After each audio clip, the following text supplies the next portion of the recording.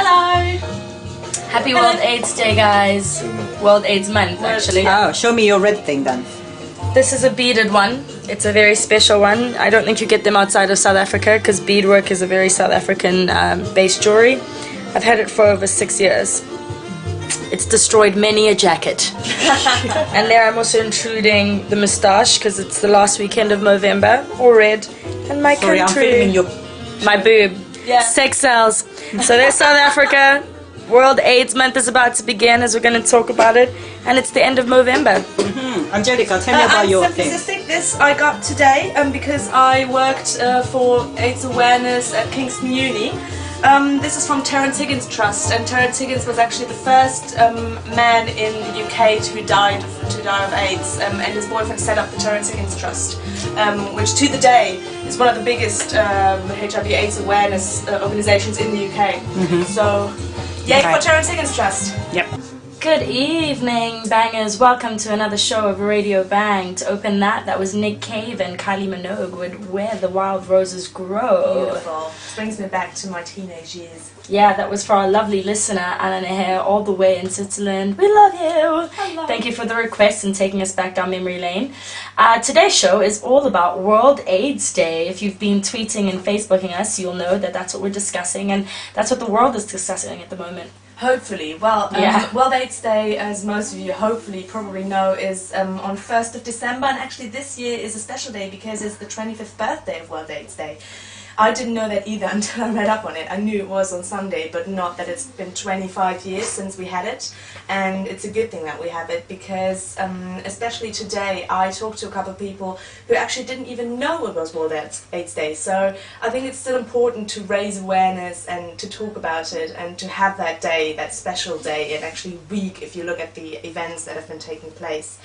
I'm not sure if it's just a week in Germany, but it's a month normally worldwide. I think it's World AIDS Month, where they celebrate the entire month is dedicated to different programs across the board, just making people aware, also just pushing forward positivity. And I know that sounds a bit weird and pushing forward positivity with HIV and AIDS, but it's about living a positive lifestyle whether you have AIDS or whether you don't. It's about bridging the gap between the people who know and the people who don't, and just creating a connectivity between us as a society and trying to break down the stigmas that are related to HIV/AIDS. That's right, especially one of the things that you can do to raise awareness, and today a lot of people, you probably have seen and will see this weekend as well, are handing out red ribbons, which you've probably seen somewhere. The red ribbon that is, how would you describe the form? It's very simple, just a ribbon with a crossover, like the cancer ribbon. Exactly. It's a red ribbon to show that you are raising awareness. And I talked to a couple of younger people because I was at university, Kingston University, and a lot of them didn't know what it meant. They hadn't seen it, and they thought, what does that mean? I'm HIV positive? I'm not HIV positive.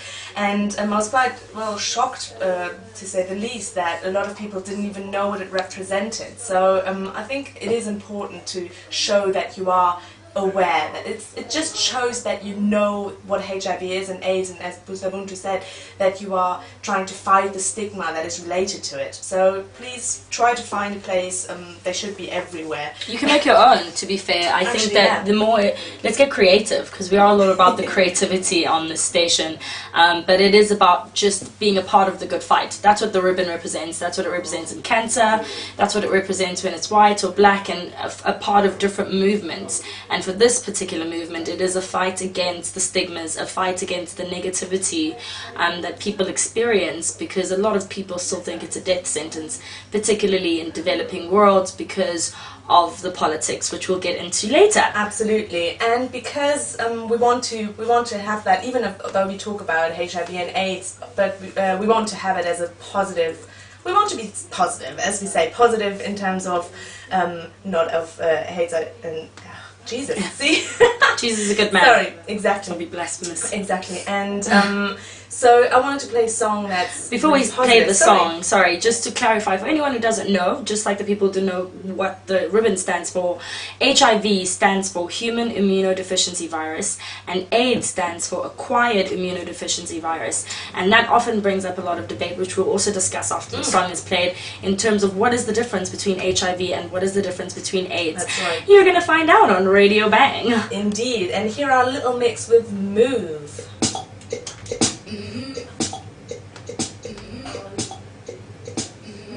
That was a little mix with Move, and I know I should scoff at these, talent show bands, but I actually really like that band, and especially that song. It's so positive, the beat is great, so yeah. Yeah, another band trying to break into America. I really dislike their latest videos. Not are they? They are. I mean, they have it's not them. It's the Saturdays. They have some show. Oh yeah. In the US. Saturdays. Yeah, it's both of them. The Saturdays now have a reality show about their takeover in America. Oh, so that's like the Saturdays are like the female equivalent of The Wanted, whereas Little Mix is the female equivalent of One Direction. Exactly. Only I think the Saturdays are doing better than Little Mix in America, unlike One Direction is doing better than One Direction. I can't believe I'm engaging in this conversation. Back to a very interesting and far more fruitful to the mind conversation. The difference between HIV and AIDS. As I mentioned before, HIV stands for Human Immunodeficiency Virus, and AIDS stands for Acquired Immunodeficiency Virus. No, syndrome. Sorry, syndrome. That's Syndrome. the difference. Yes, other than that, it's just that you haven't acquired the syndrome, which means that HIV is when you've caught the virus, but you are not full-blown AIDS. So they can give you ARVs for HIV, which means that you have a longer lifespan. They've shown that once you have HIV, you can also have children. You can live off ARVs for at least 30 years. There are many cases. And whereas AIDS, the contraction between partners who are trying to have sex is far higher. It's very unlikely that, that was our producer dropping stuff. She's just breaking the studio. Thanks, producer. As I was saying, AIDS on the other hand makes it more difficult for women, for partners in general, to engage in sexual intercourse and also to consider having children. If you read up about it, as we have been over the past week, and just generally if you're a part of the whole movement, you'll find that there are a lot of positive stories about partners who've had children while they both had HIV, having consulted doctors. And one website that I read was The Standard, which is a Zimbabwean website, an online newspaper, and there's an article by a lady called Delphine Taguirei. I'm sure I've said your name wrong, Delphine. I'm really sorry. She addressed a very touching story on the 27th of October in 2013 about a couple who had stuck together through the turmoil and went on to have a second child when they were both HIV positive. So it's just about knowing the difference when it comes to your health and what you can do with your sexual activity mainly. And also, I think especially what is in, while reading up on it as well, in the UK and other European countries and the US and let's say the so-called Western countries, that a lot of people actually could have gotten the medication and still can, but had they gotten them earlier, they could have led a life with almost the same life expectancy as someone who doesn't have HIV. But because a lot of people don't get tested because they're scared still. They don't get the correct medication early enough, which is another thing that during World AIDS Day and week and month people organizations try to raise awareness for, is that you should get tested. And it is absolutely human and understandable that you are scared, especially if you are someone who is not very safe and sleeps with partners they don't necessarily know that well. Even then, that's not shameful, but you should be aware that you should get tested. There are risks, exactly. And if you get tested, there's so many medications and ways to have a life almost like you don't have the disease, especially because they can keep the virus count pretty low, which then again makes it much less possible to give the virus to someone else. So it's a responsibility you have towards yourself and the people that you have sex with, or that you are dating, or whatever. So you shouldn't be stigmatized, and that's something that we're very aware of and find important to fight for. But you should also be responsible and get tested. Yeah, so just if you want to hear more about, just making a positive outlook, getting tested, regardless of whether it's for HIV, AIDS, or chlamydia, or any sort of sexually transmitted disease, which is something else that falls under the World AIDS Day, World AIDS Month movement, is that it's about just respecting your sexual practices, respecting your body, and knowing that no matter how much sexually, what Angelica was saying, no matter how much sex you're having, good for you if you're having some, because some of us aren't, but if you're having a good time, just always remember to put yourself first and respect your body. You know, if you and your partner are going to have unprotected sex, you're lifting the risks of sexually transmitted diseases and pregnancy. But if you both have tests and you both know where you both stand with each other, I think it lends to a more fruitful and trusting relationship, first of all. And also, you just always are aware that your body's safe. Just like you know winter's coming, you're going to take some flu caps or get the vaccine. Just have the same mindset when it comes to your sexual activity. But I think we should play the next song. And if you want to know more about the positive story, it is on our Facebook page right now, www.facebook.com/RadioBang. Also, a massive shout out to H-Mart and New Malden Sports Club and the Kingston Council. Really appreciate your help. That was Will I Am featuring Miley Cyrus and Miley Cyrus, Wiz Khalifa and French Montana, called Feeling Myself. And I played that for all you ladies and gentlemen out there who aren't feeling yourselves. Just feel yourself, okay? If Will I Am can do it, we can all do it, especially considering how his lyrics are not the greatest, but his beats are. So put it that way. You can't be 100% perfect, but you can balance out what you've got. That's true. As I already talked about, I was at Kingston Uni today as a part of World AIDS Day and World AIDS Week and World AIDS Month. Sorry, I should just say World AIDS Month. World AIDS, yeah, sorry. Correct. I was just thinking, what year? We should be aware of it all the time, okay? Yeah. So this is what I'm saying. And I talked to a lot of you, young people that came through the reception as we're handing out ribbons and asking for donations for research. And I was quite shocked to hear what you had to say. So let's listen.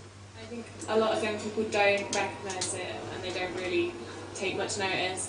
And unfortunately, they won't until it's you. You just assume that it's something that happens to other people.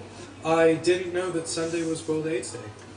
I still think that even though there's obviously treatment for it now, there's still not really a cure, and it's still pretty widespread and very easy to have. It was so cute. So awareness is probably still necessary, I think, because prevention is better than. I didn't know it was World AIDS Day. No, not until now.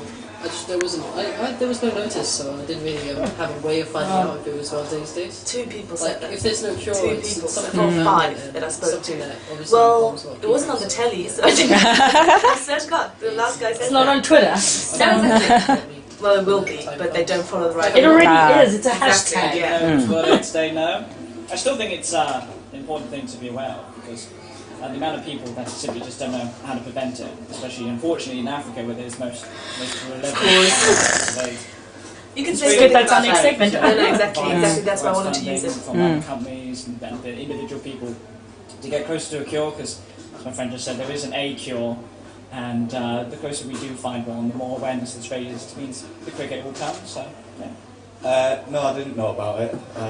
Well done. It's still important because it's a disease that no one seems to know about.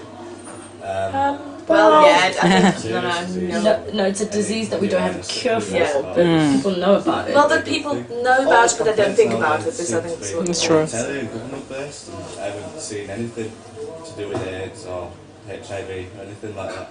I think World AIDS Day is important so that young people generally have an opportunity to keep themselves safe, to keep themselves. She was a sexual health officer, Not obviously. just for themselves also, but for the next generation.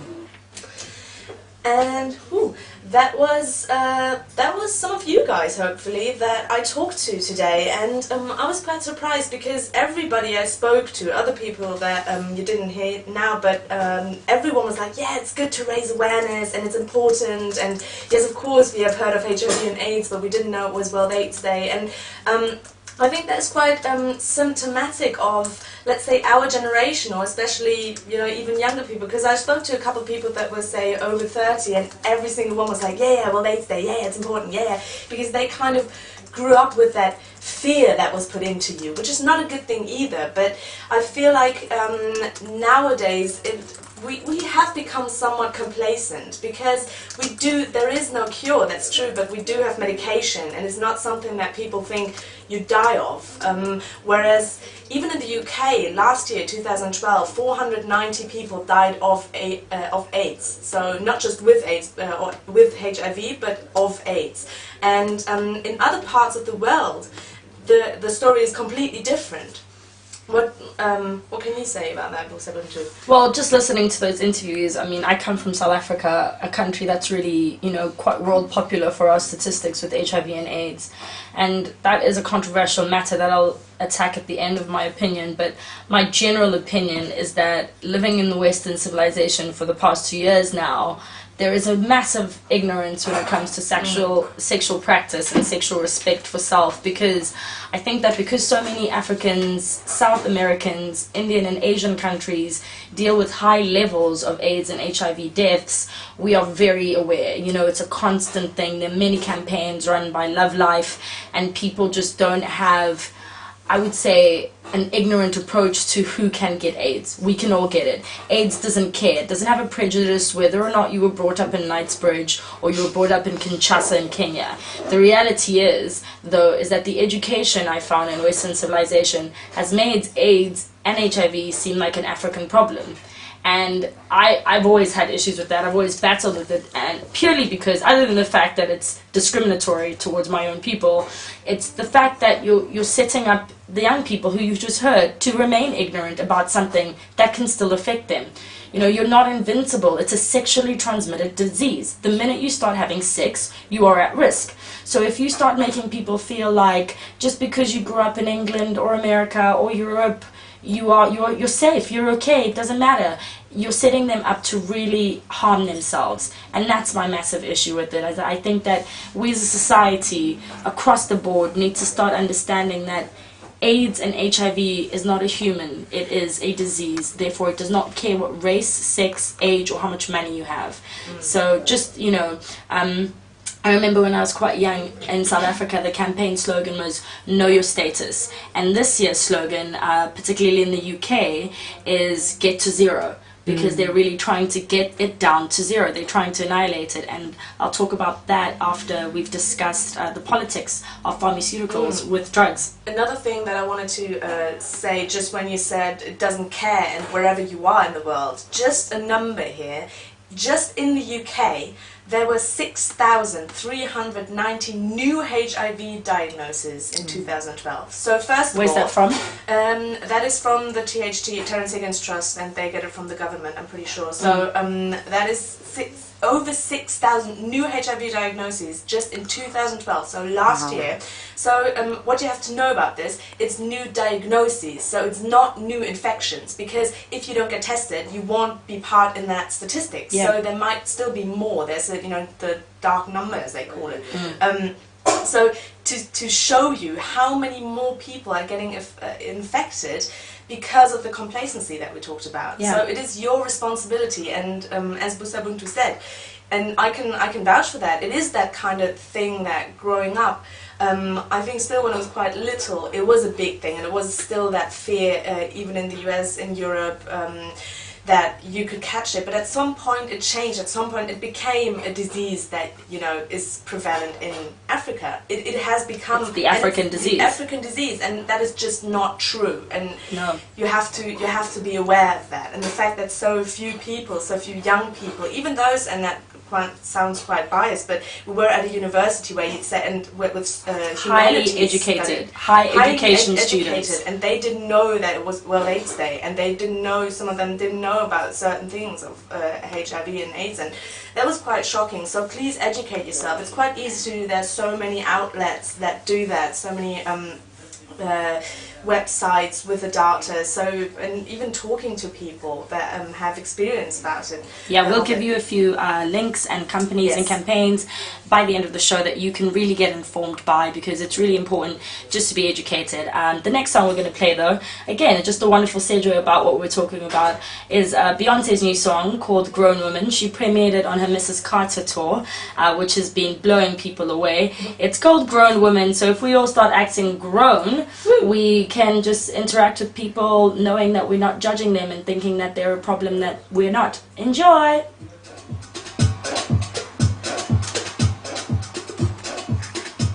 Cool. I'll just play a song straight afterwards so we Cool. can do songs off. What album was that from? Is that It's not out yet. I just said it's premiered on our tour. Great.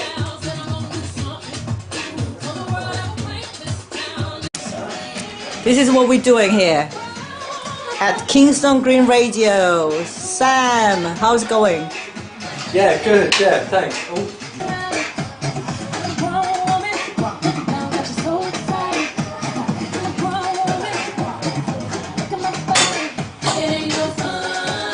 That was Marlon Hofstad and Dancing with Shake That. As you probably already know, I really like good beats, and so that was Do you? Really? It's open to discussion. What? And I really like that song, so I hope you like it too.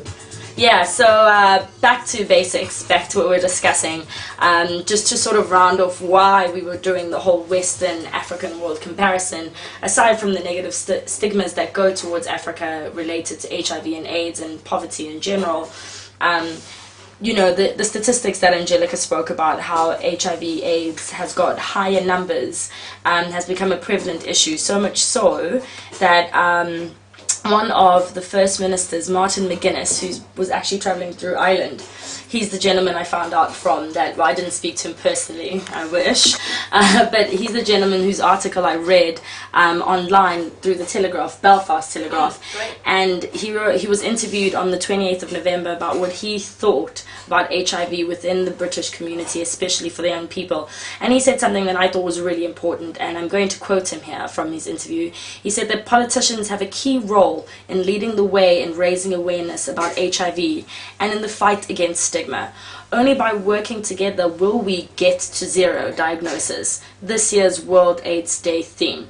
So, you know, that's in Northern Ireland, and that's him pushing it forward on Belfast Telegraph. So, you know, as young people, we can't say we don't have this information. It's right here, it's online, it's in newspapers, and our politicians are taking part. And just from my South African side, the minister, Dr. Aaron Motsoaledi, who is the health minister in South Africa at the moment, last year in November, was just so proud. It made me very proud as a South African, because South Africa now is the country that has the lowest price setter for ARVs.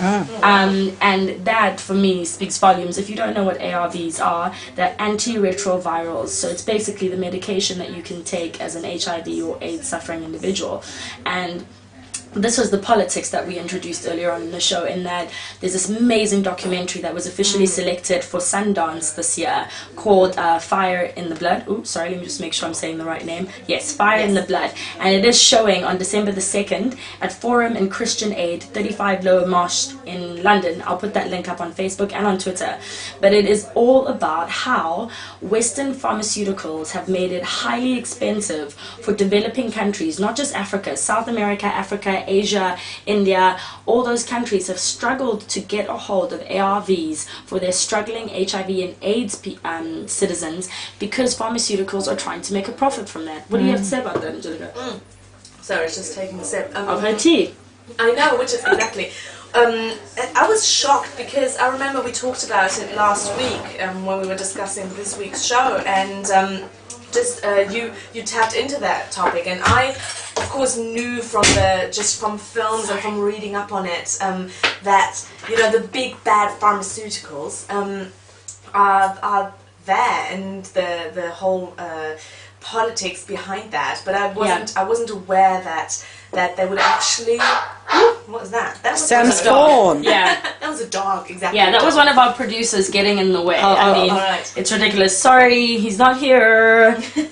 No, and Dylan Gray, who's the director of the film that Ubuntu just mentioned, Fire in the Blood, and he wrote an article for The Guardian, actually, in the comments section, and I read it, and I was shocked that pharmaceuticals would withhold such an important tool to make to make AIDS go away, to say it in such a Absolutely. childish way. And it is Absolutely, because for us to get to zero. for us to get to the zero. And one of the things that stuck with me the most is that whereas a lot of these pharmaceuticals, to justify their actions, say, well, we spend so much money on research, we spend so much money on making these drugs and Available. making them available and everything. And actually, in that article, Dylan Gray wrote that actually 84% of worldwide funding, I'm quoting here, of worldwide funding for drug discovery research comes from government and public sources, and only 12% comes from pharmaceutical companies. And that kind of shows you that that's really just an excuse. And another thing, that to come up with a price, it's not about how much did we spend. So say, okay, we spent £10 on research, £5 on getting these drugs made and getting them to the place where they would be taken. So we'd have to have 15 people, so it would cost £1. This is not how they get to the price. The price is how much money can we make? Yeah. How much money can we get out of people and out of governments so we can supply these drugs? And that is shocking. I mean, I don't, pharmaceutical companies are, they're necessarily even such an overused term, but it's quite true in these terms. Well, the statistics stand against them. In particular, I mean, we don't want to sound like hyper conspiracy theorists here, but the reality is, our arguments are based on research that people have done on our behalf. And if you want to read these articles and you think that we're crazy, go watch Fire in the Blood, first of all. Read the articles that we've put up on Facebook and we'll put up on Twitter, and just get informed about the fact that we're not really conspiracy theorists. I don't think we're the kind of people, and Angelica and I, talking about it, it is, but we're not walking around going, they're after us. But the reality is, in this case, when you know that somebody has put their profit before the health and the growth of your society and just the embetterment of people's well-being, it makes it exceptionally difficult for you to trust that industry.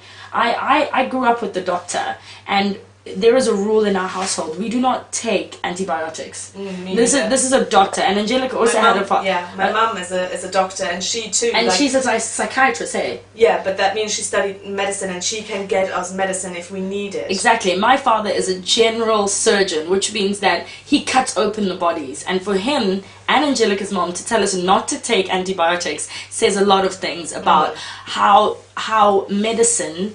And because this is the title, actually, this is the tagline of the film. It's right under Fire in the Blood. It says medicine, monopoly, malice. There is a massive difference between what pharmaceutical companies are doing to try and help our world and what medicine is doing to try and help our world. So just think about that. Think about what medicine is, and think about what business of medicine is. I also think that that is definitely a topic for a whole nother day. But, oh yes. The topic of antibiotics. Actually, I think one famous person that is trying to raise awareness for that is Mia Farrow, and if you're interested in that, definitely follow her on Twitter.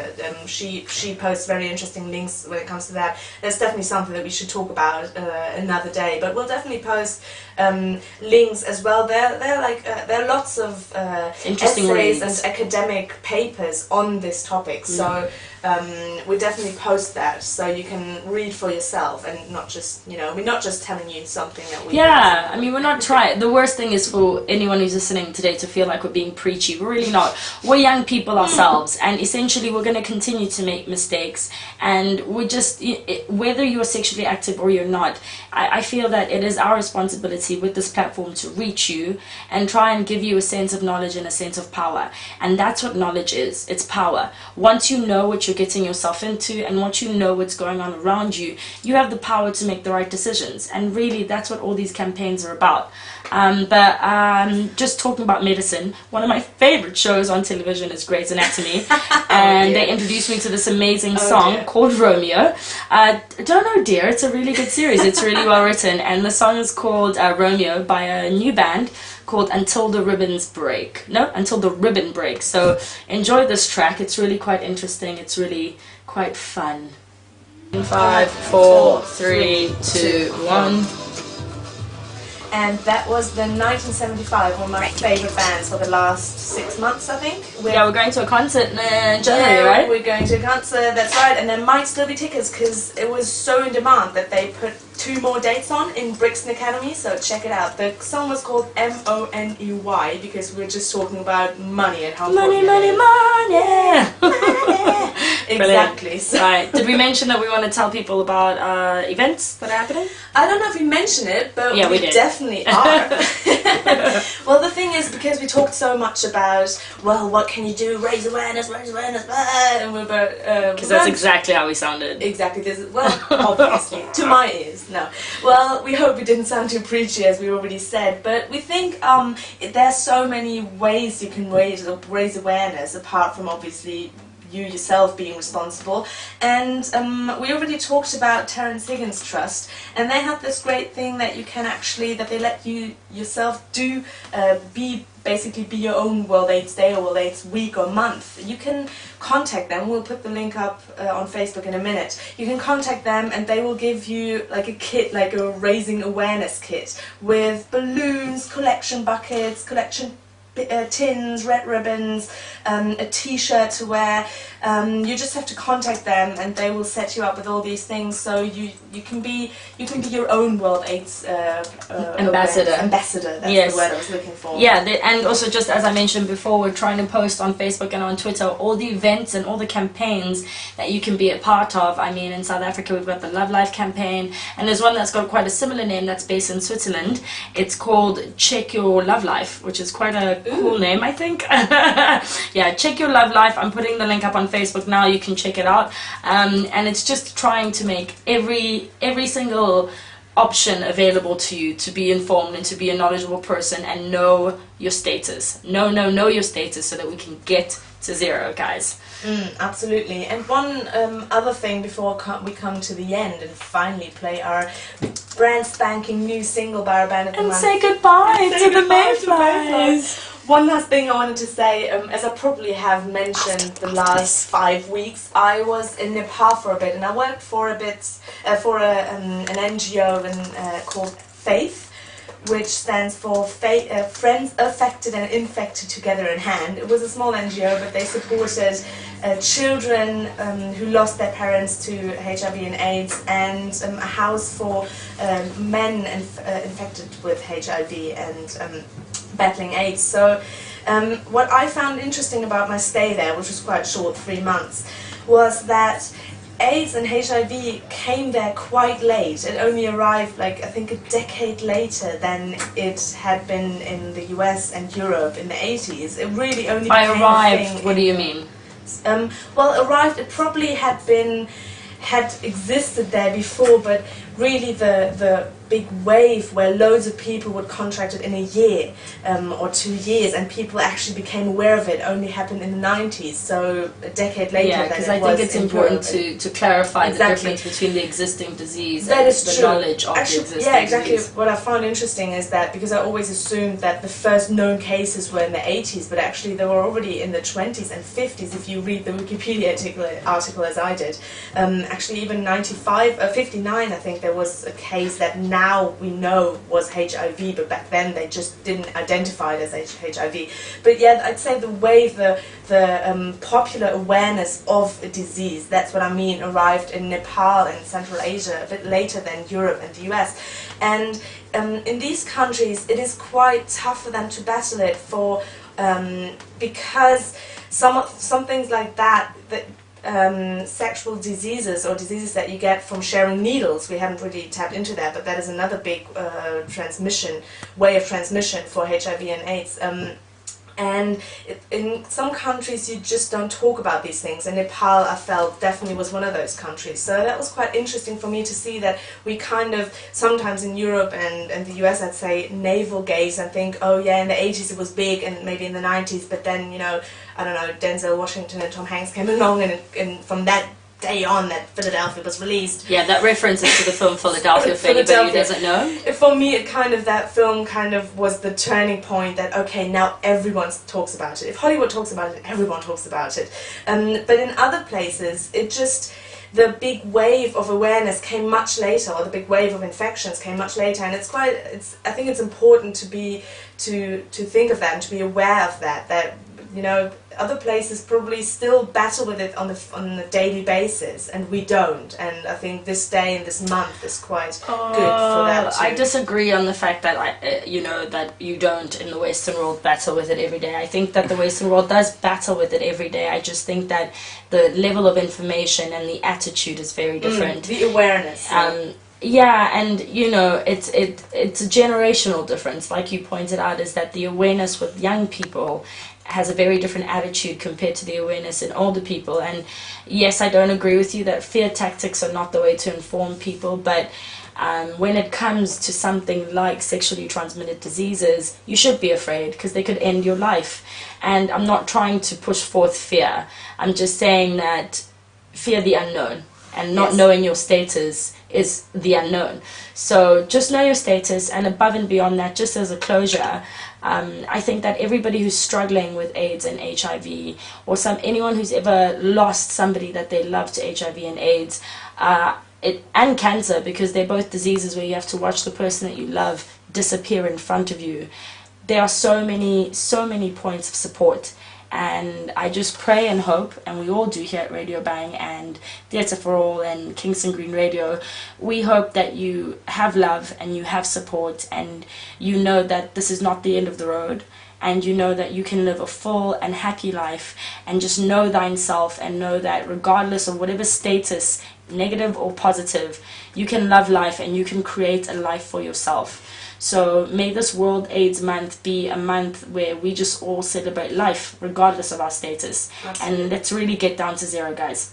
Yes, that's good. And to end this very heavy but hopefully informative and positive hour, we have the new track of our band of the month, Mayflies. It's called Intuition, and with that we also want to say again goodbye to the Mayflies. We're so glad that you are our band of the month. We loved you. Yeah, thank you so much for sharing your time with us, Mayflies. You were fun. If you guys didn't listen, you need to go to the Radio Bang YouTube page and listen and watch their really funny interviews. We're going to post it, yes. Yeah, and all the snippets will be there, and you'll really get to fall in love with the Mayflies the way that we did. Absolutely. And shout out to our sponsors, H Mart and New Malden Sports Club and Kingston Council, for making it possible for us to actually interview the Mayflies and do anything. Thank you very much. Thank you. And for our next band of the month, it's a bit of a mystery, so we'll please, yes, we'll tease you. Please check out our Twitter and our Facebook. We'll tease you a bit, and you will find out next week. This is Mayflies with Intuition, and this was Radio Bang with Angelica and Busabuntu, and right after us you'll be listening to Sam's Comfort Zone. Comfort Zone, Comfort Zone, Comfort Zone. Enjoy the Mayflies. Bye, guys. He's a happy man.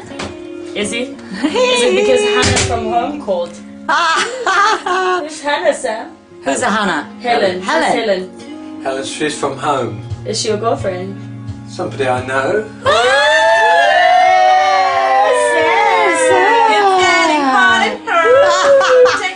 Are you and Helen practicing safe sex, Sam? Since it's World AIDS Month. Oh my god. I don't do so.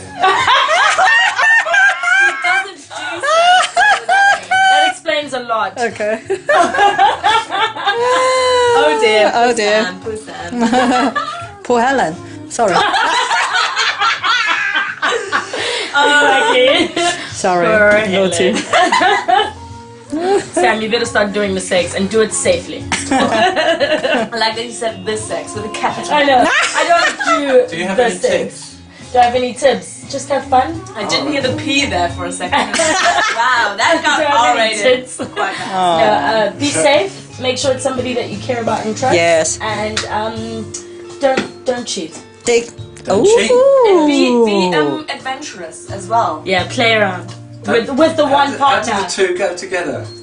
Well, you can be adventurous with one person. Oh, Well, don't judge anyone's stuff too, Yeah. but they should know and it should be open.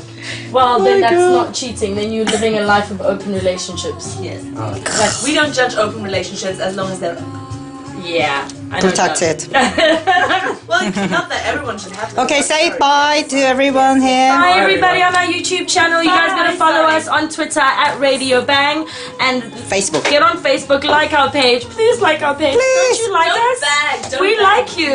Don't you like us? So like us on Facebook, follow us on Twitter Awesome. Nice, at Becky. Radio Bang. Okay. And we'll see you guys next week. Okay, bye.